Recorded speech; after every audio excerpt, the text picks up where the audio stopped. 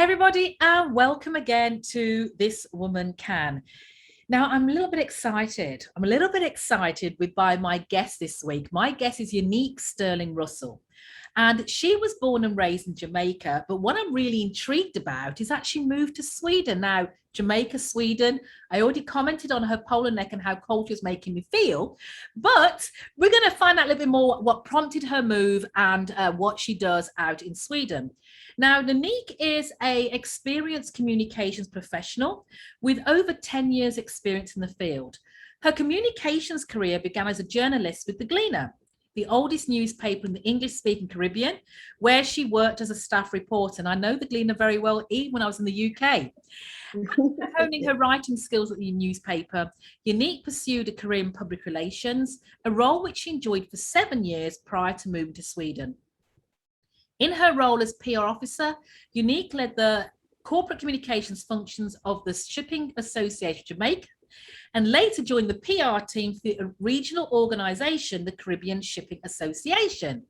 Since moving to Sweden, Yahneake has worked in roles across retail and social media, with her most recent role being community management assistant for a cosmetic company, expanding her experience in digital marketing and digital content strategy.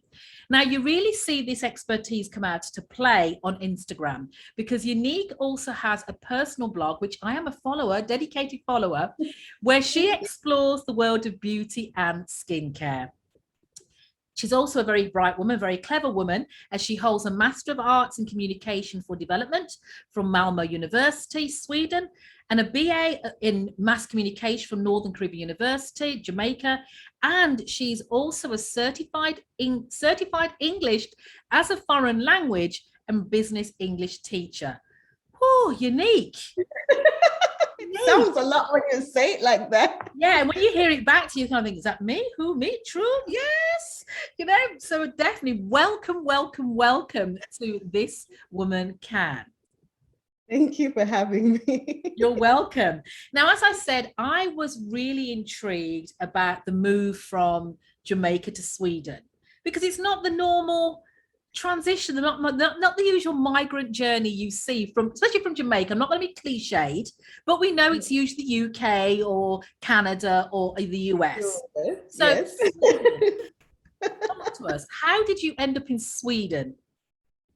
This is such a funny story to me now, because I have had to tell it so many times.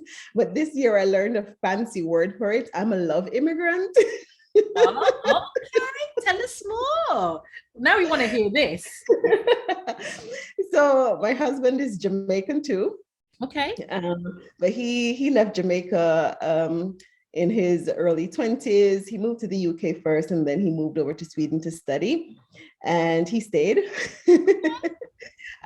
So we met in Jamaica because he actually moved back to Jamaica for a couple of years, and we happened to work for the same company. Okay. I tell it this way because I work for the parent company. He worked for the subsidiary. Right. So we're located in the same building, and his general manager happened to be my friend, and she introduced us at lunch. Okay. And the group of us started having lunch together every day, and we got to know each other. And now I'm here in Sweden. I'm still getting my head around Sweden. I'll be honest, I'm still getting my head around Sweden. So for you, I mean, it's a transition to make, because it wasn't, 2015, it wasn't really that long ago. No, it's kind of transition. Weird. You already had an established career, yes. Where you were. So what were the challenges for you moving, not only to a non-English speaking country, and finding, and really restarting your career? I'm really curious about that. What were the challenges you experienced doing that? It's not been the easiest of journeys, I will say. The greatest barrier being the language. Swedes do speak a lot of English, and if you're not careful, you will scrape by speaking English only. But the truth is, my career did not transition here largely because of the language barrier. Most companies, even if they were hiring someone with English skills, they still wanted you to be able to speak Swedish. And so because of that, I wasn't able to transition into journalism or PR at all. Even the local English-speaking newspaper, I applied there and they said, unfortunately, you have to be able to speak Swedish too, because you have to basically understand the news in Swedish, so you can write it in English. And so that was a huge deterrent for me. And you know, I had an established career in Jamaica, an established network. I did, you know, explore working for a Jamaican company locally, but it didn't work with having a family, the 6 or 7 hour time zone difference, depending on the time of year. So it didn't work very well for me. And so, yeah, I had no choice but to try and learn the language as best as I can, which I get by very well now. But still, I'm not at native level, and I'm not sure I see myself getting to native level. So I've had to pivot. Yes, most definitely. So talk to us about the pivot. My you know, the program is all about women of color making that pivot, which is why I was obviously so curious about you. So what we, and you go from journalism to PR. Some may say there's some synergies in it, but what was your process for making that pivot? How did you decide that's the way to go? From journalism to public relations? Yes. Well, actually, the truth is PR paid more than journalism did. Okay. Well, that's a good start. PR paid more than journalism did at the time. When I completed my studies, I wanted, my area of specialization is television. I wanted to work in television production. I actually also wanted to, you know, be an anchor woman reading the news. I wanted to be the next Helene Colin Nicholson. But during my years in university, my lecturers always said, we don't think you have a news voice. I have more of a sultry tone to my voice. So they thought radio was better for me, but I was determined to be in TV production. And I did get an opportunity to work in TV for internship. I even worked with a local cable station. I had my own TV show. And then I had an opportunity to work with TVJ, but there was going to be a delay.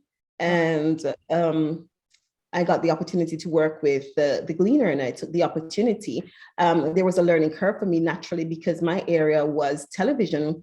I had learned to write for TV, and that was so ingrained in me. So I had to learn to write for print. Even though I did do it in my program, I spent most of my time doing TV.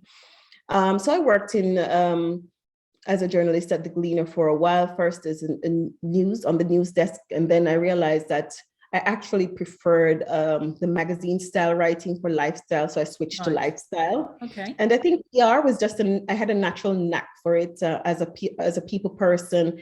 I would say people have always told me that I am a diplomat and, you know, I really should be working in that area. So as something that came natural to me, eventually I was a single parent at the time.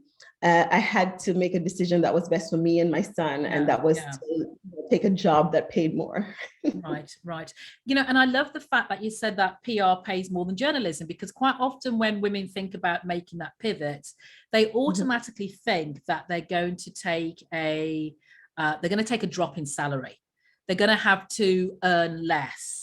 And it's one of the reasons why I do my change your career without financial fear program, because I talk to him about it's not always about the money that's the reason why you're going to change. So it's really refreshing to hear you say that you made that pivot because it paid more. It paid more. Journalism was my first love. As I said, television, I had dreams of, you know, producing and directing movies. I really wanted to do that. But at that place in time, being a young single mom, having moved from the countryside to the big city, I'm the capital naturally, because that's where all the work in television, you know, if you're going to work in television, it has to be Kingston, you know. And, you know, all the challenges, the financial challenges that came with moving to the big city, I had to make that decision to take a job that paid more, that would allow me to provide more for my child. Right, right. Totally understand. Totally understand. So thank you for sharing that. And then you got into beauty. Ah, beauty. I love this part of my story. It's the favorite part of my life story, honestly, because so growing up, you'd see your parents with makeup, your mom Yeah. with makeup. And one summer I didn't grow up with my mom. I would see her for summer holidays. And one Mm. summer I went to visit her and she had this nice little pouch with makeup stuff. And there was this magic lipstick. I don't know if you recall, they were either I'm blue or green. yes, yes. Change color. Yeah, it became red on the lips. And I was just like, Yeah. how does this green thing or this blue thing turn red on the lips? And it stayed forever. So I sneaked it and I Right. couldn't get it off. I was trying to hide from my mom. I didn't want her to know that I had, tried her lipstick, but it stayed on. So of course I got caught. So just the magic of that moment, literally with that magic lipstick, it triggered something in me. I wanted to learn more about this. So I got into like lip gloss, but clear lip gloss and clear mascara. That was a thing back in the Wow. days. I do remember that. You give me flashbacks now. Give me flashbacks. Right. So, I wanted to experiment. And then when I was 16, I entered a beauty pageant, Miss Teen St. Elizabeth. So then I got to play with makeup more during that pageant. And it kind of stuck with me. I wanted to, study makeup artistry because now that I got a taste for it, I wanted to learn more. But my mom was adamant that, no, you need to go to school for a degree, not that, a Yes. degree. Yeah. So I did do the degree. And when I was working at the Gleaner, actually, and I switched to the lifestyle desk, I started writing stories about makeup. So I started writing beauty stories. Right. So I started makeup artist and so on. And then it just really got more and more interesting for me. And I did a one-on-one makeup course just to learn how to apply my own makeup properly. And then eventually I did do an entire makeup course. And then I worked as a makeup assistant for a little bit, but then my career was just really pulling me in another direction. Yes. So I let it go and focused on my career, but I was always looking quite beautiful in my own makeup. And moving to Sweden, the transition, it took a toll on my mental health, to be honest. And I decided to, reignite this passion of mine, do something for myself that I felt good about. And that's how I started my blog in 2018, just for fun, just me experimenting with new colors, trying to find makeup for dark-skinned women in this country. Yeah, that's going to be one of my questions, but yes. Yeah. Yes, that was difficult too. So it was more of a journey of finding products that work for me. There was a time my husband traveled quite a bit for work, so he would always buy my makeup in the airport. I would write a list. Right. Yes. Where you wanted send him on a hunt. Duty free store. So yeah, that is how I got back into beauty, and this is where I am now. Excellent. I love the story. Yahneake. Thank you so much for sharing. So what do you wish you'd known about when you embarked on that transition, that pivot? What do you wish you'd known more of? The journey to Sweden or the makeup? Good question. The journey to Sweden. Let's do the journey to Sweden. Well, the journey to Sweden, what I really wished, in my research about Sweden, there was lots of good information there. And I wish that in that year before I moved, that I had started studying the language then. Right. Yeah. I wish I had started studying the language then and not wait until I arrived here, because then it was just this huge shock. And also, that's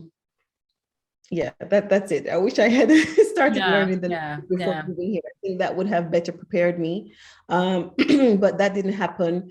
And so the culture shock also, though, I did get fair warning, but no amount of fair warning could have prepared you. Once you arrived, it was just there, and you had no choice but to,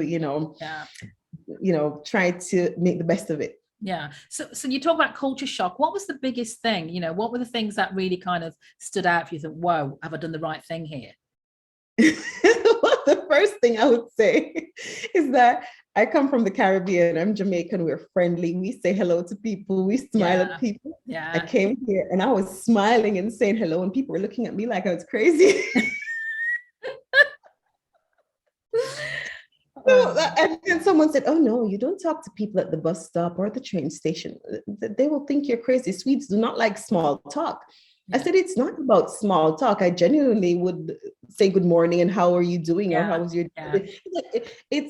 It's just who we are as a people. It's not small talk to us. It may seem as small talk to someone, but there is someone else, but there is a genuine concern. How are you doing today? Because sometimes just having that little bit of conversation with someone can change their day. Yeah.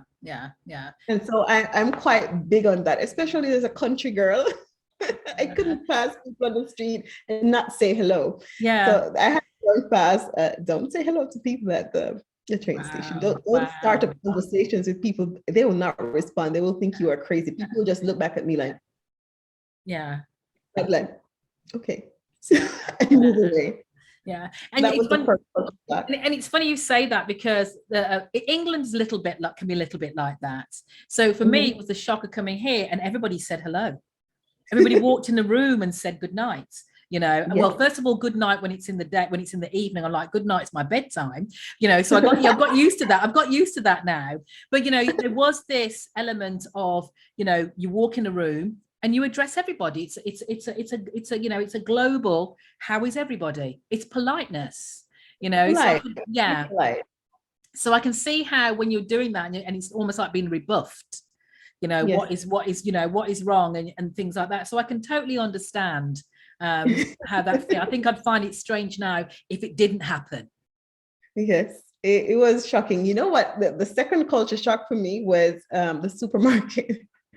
We're spoiled in the Caribbean. I'll say we're spoiled in Jamaica. So normally when I go grocery shopping in Jamaica, someone would pack my bag, they would put it on the trolley and push it to my car. You're in Europe now, love. No, and I was just like, nobody packs my bags. Okay, so I had to pack my bag. I had to pack my bag, and I was just like, okay, this is a shock. Pumping my own gas, that was a shock. Yeah. Welcome to Europe. I was like, you people are missing so many jobs. Do you know that someone would get paid to do this in Jamaica? Like so many small jobs that are missing here, but I understand why they are missing. But that was a huge shock for me. No, I can imagine. And it was reversal for me because I'm used to doing all of that. And like, what are you doing my shopping? What do you mean you're packing my bag? Do you know how to pack my bag? I like my bag packed a certain way, you know. So I can understand the reverse, the reverse of that. So thank you for that, for Yahneake. So for me, for our audience, describe one of your biggest challenges in your career, and how you overcame it, and the lessons learned, probably in the latter part of your career when you transitioned.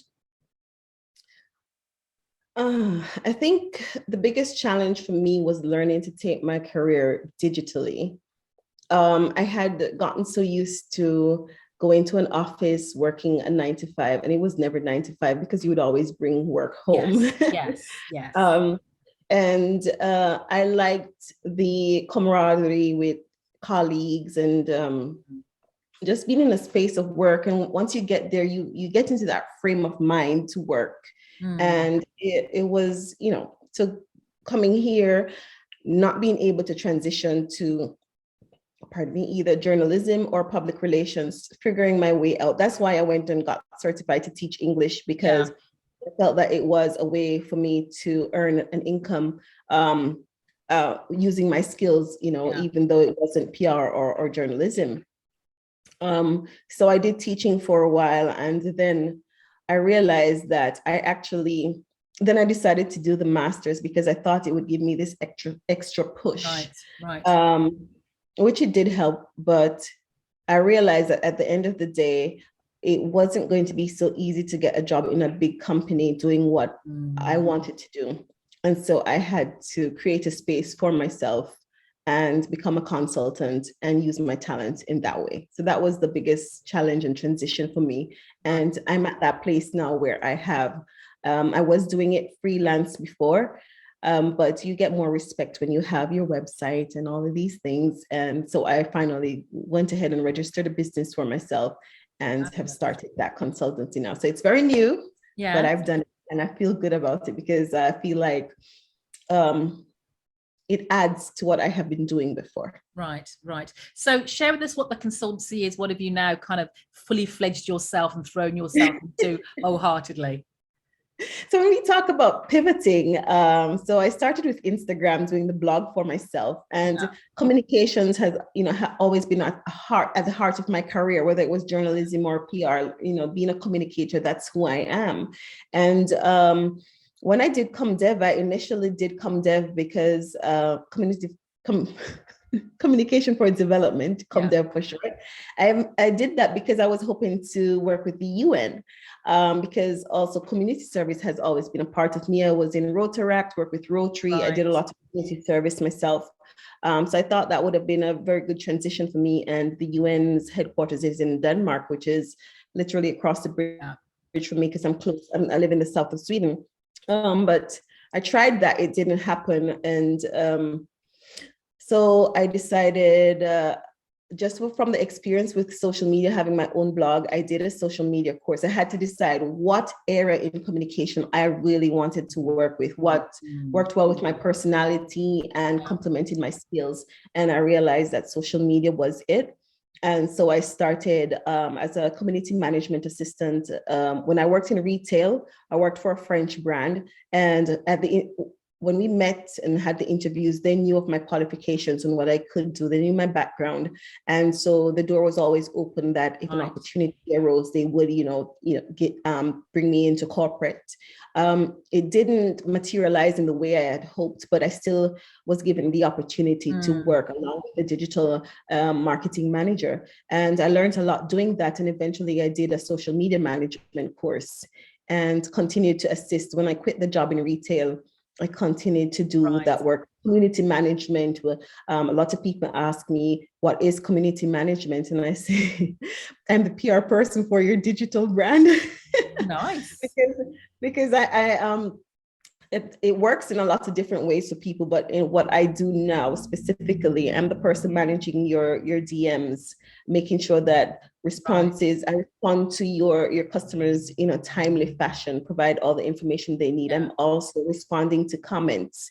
I'm monitoring your comments and monitoring discussions about the brand online in the digital space. So I have my ear to the ground, so I know what's happening and I'm able to repair your brand's reputation quickly. If there is a negative conversation happening in the space, and I'm that in-between person. Right, between the customer and the brand. So I fix things quickly, bring it to the attention, and we fix it immediately and help to build brand loyalty, actually. So that is what I do now. And I really like that area because, as I said, it ties in so well with my PR background. That's right. I can see that straight away because you also have to speak in the brand voice. It's not just a case of responding. You have to speak as if you were the client and things like that. So, and like you say, almost PR, dare I say, it's kind of massaging a situation sometimes when things are going a little bit awry. So I can definitely see how it's tapped into that skill set. And that's a great example of transferring your skills. Because quite often we don't think about the innate skills or our superpowers, I like to call them. There's things we take for granted, and there's the things that we've learned professionally, and we sometimes struggle to how can we transfer them to another career, especially this stage of the game where we think, should we know what we want to do already by now? So I think that's a great example of transitioning. It is, because when I said to somebody, I wanted to work with social media, they're like, that's something for young people. And I was like, you really understand social media and how it works.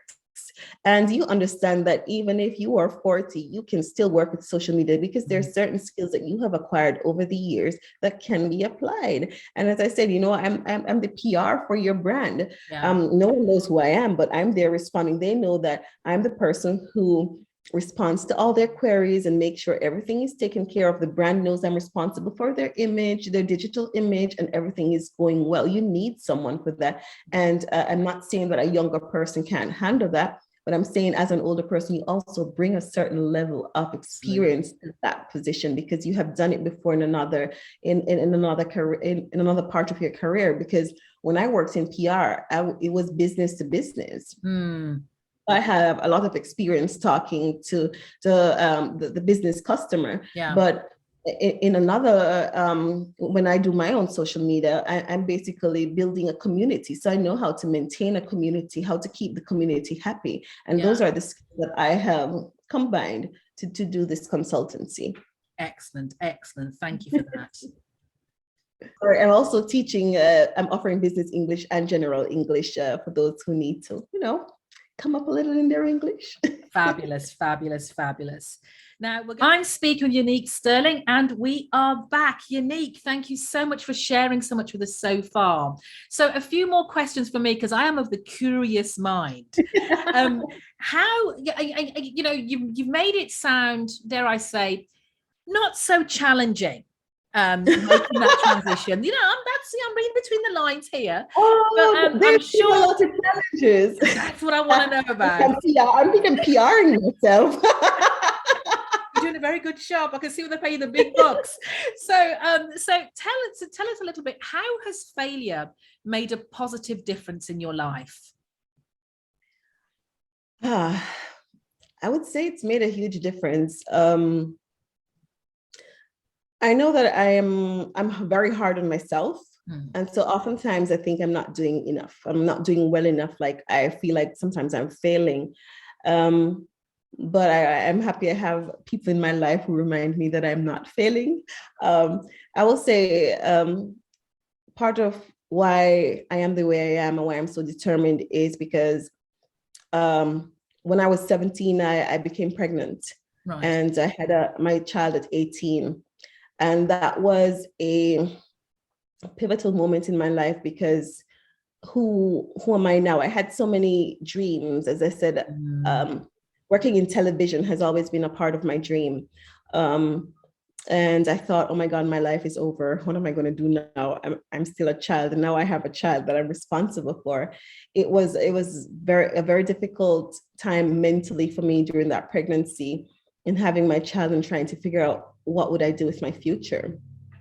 But having him was my motivation, actually, because I realized I didn't have time to fail. I had someone else who was depending on me, looking to me to, pave a path, to provide. And so I just went head on, full 100, as we would say in Jamaica, into my studies and getting that degree. And then full 100 into finding that job. And for me, as I said, that at the time it was important that the salary was important for me, because I did have that television offer, but the salary would not have provided. So I said, okay, no, let's move to where I can be more independent. And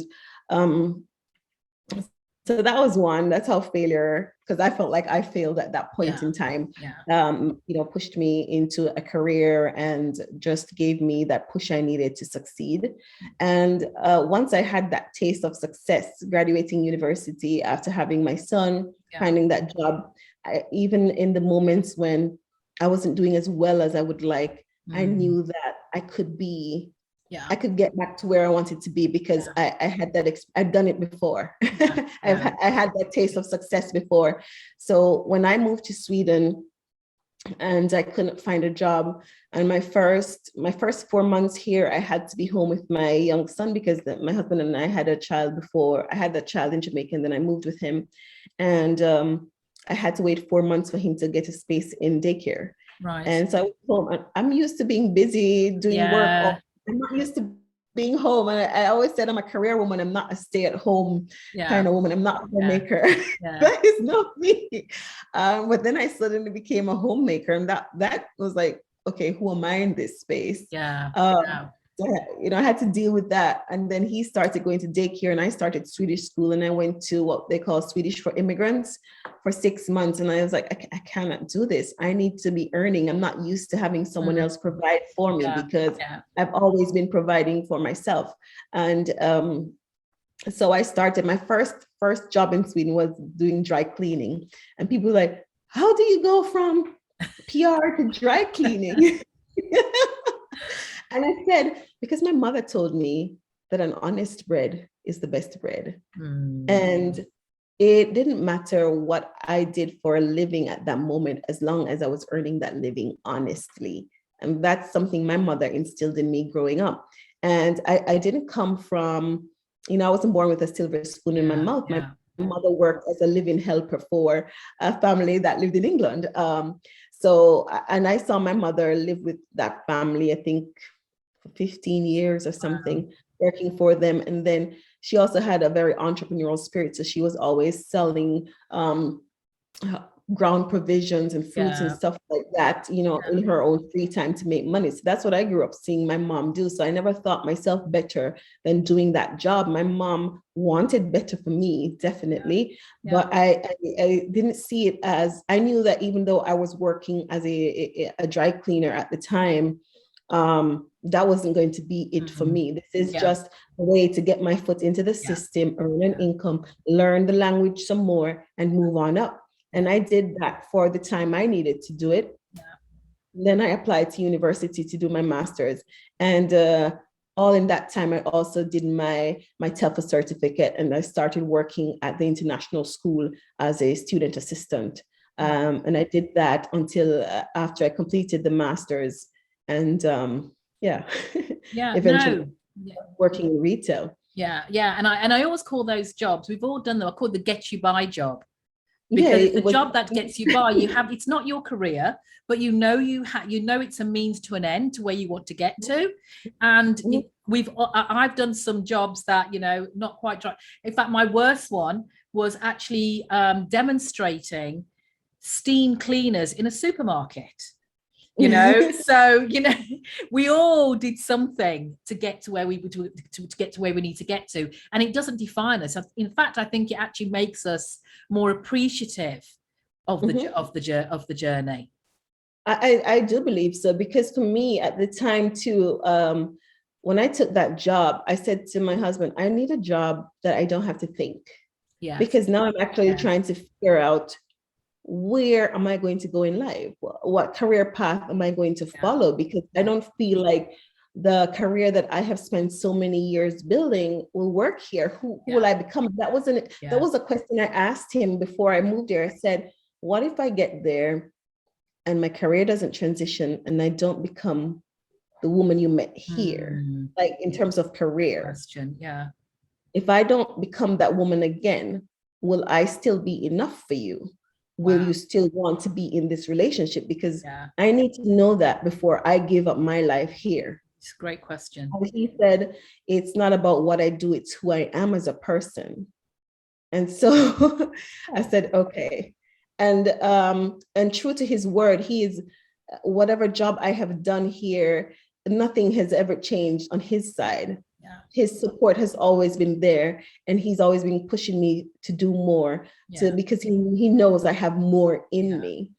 And he's been such a pillar of support, a rock for me actually, these last 6 years. And that even when I feel tired, because you do get tired,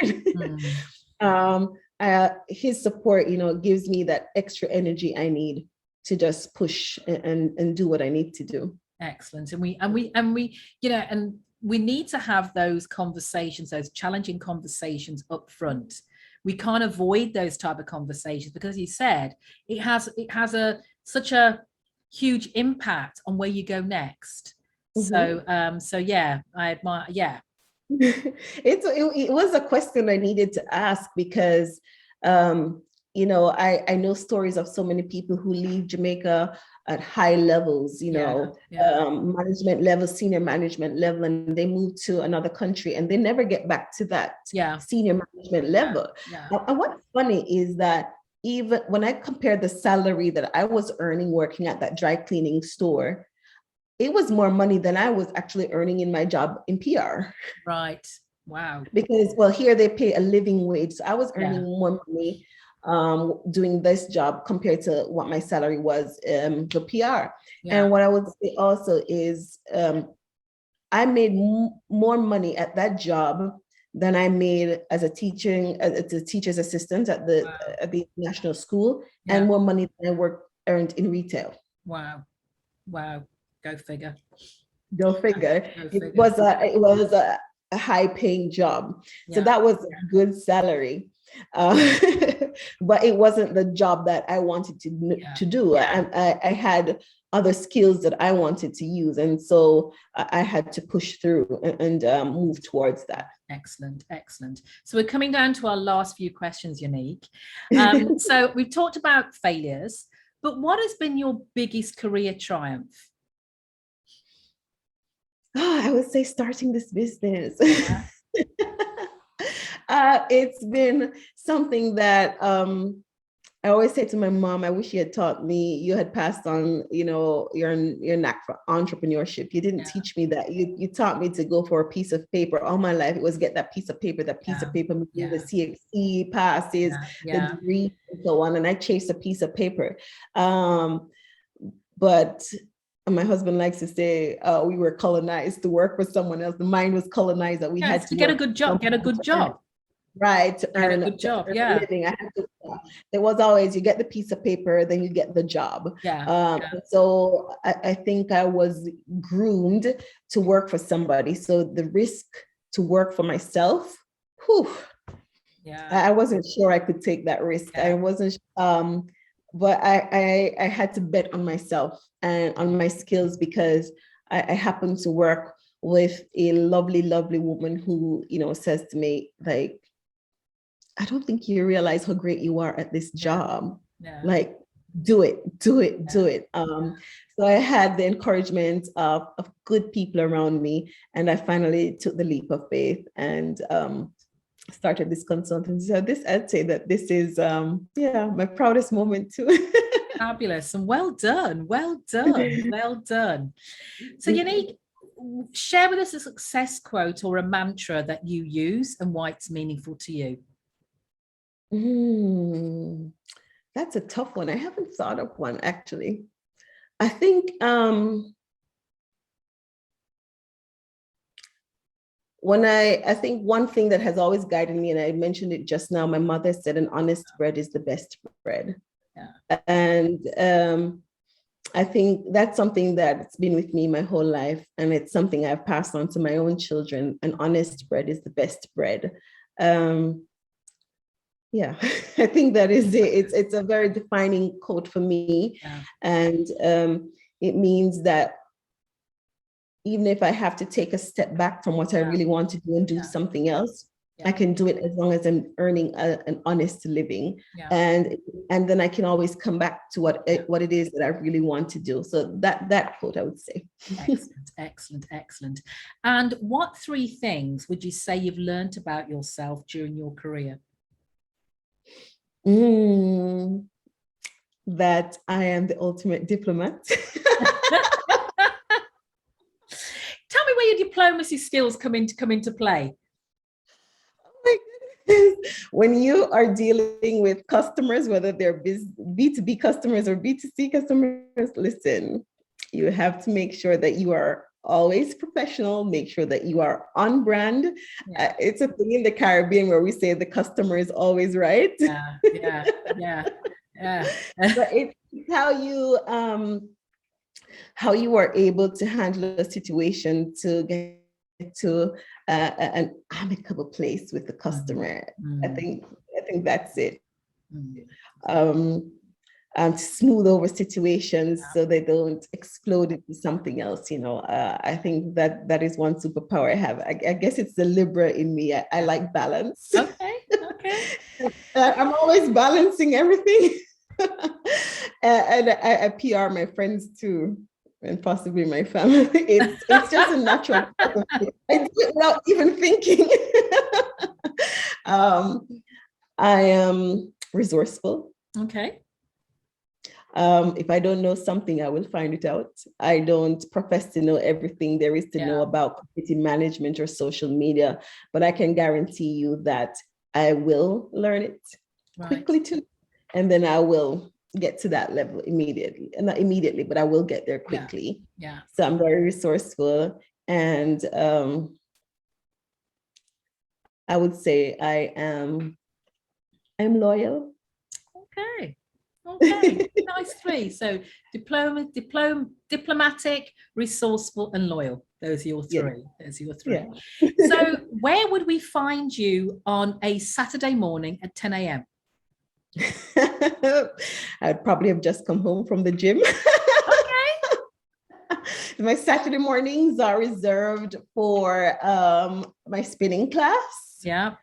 So I have spinning, and if it's not spinning, I'm walking through the forest, mostly in the summertime. Okay. But I think at 10 a.m. I would have just completed a gym class, and I'd be home probably having my smoothie. Excellent. Very healthy. Very, very healthy. Fabulous. Not just post-workout smoothie, you know, you need that protein. And what does success feel like to you, Yahneake? Success for me is being true to myself and my calling. I find that so often we bend to society, or we bend to our family, to expectations in general. Yeah. And I have lived that life where I was doing everything that everyone wanted me to do. Yeah. I was becoming who everyone wanted me to become. And I wasn't being true to myself, and I wasn't happy. I wasn't, if I'm honest, I wasn't happy. Yeah. But success for me is being true to myself, being true to my calling, and using my skills in a way that enhances my life, my career. Fabulous, fabulous, fabulous. I love that answer. So that was my last official question. But if people want to know more about what you do, follow you, find out more about Yahneake, how can they do that? Okay, so I am on Instagram, and my handle is at Yahneake Sterling. But I also have my website, which is qbusinesssolutions.se. And you can contact me via my website, or you can reach out to me via Instagram. Excellent. And I'll be sure to put the links in the show notes. So Yahneake Sterling, that was fabulous. Thank you so much for your time this afternoon. I've thoroughly enjoyed our conversation. Thank you so much for having me. I've also enjoyed our conversation. Thank you.